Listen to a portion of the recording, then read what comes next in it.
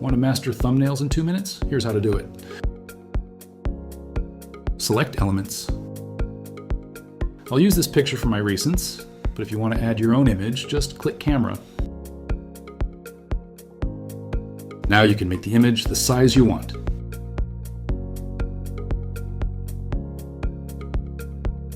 Click on the image. On this bottom bar, find Magic Studio. Then you want to select Magic Grab.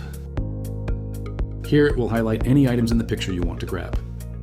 Tap on the item you want to select, then tap Grab. Next, we need to select the grabbed item if it hasn't already. Scroll to Effects. Select Shadows, then tap Glow. Choose color and adjust to your liking.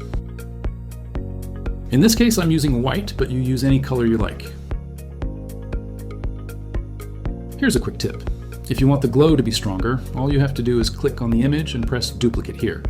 You can do this as many times as you like. And that's how you add border glow to a person inside an image. Now let's add border to text to make it stand out more. Okay, so select text down here. Click on the text to write.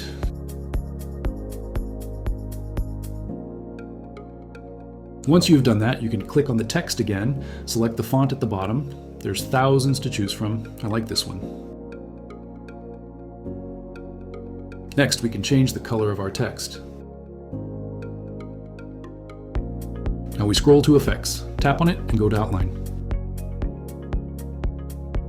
Here you can adjust border thickness and select color. Now we've added a border to our text for easy readability. And that's it.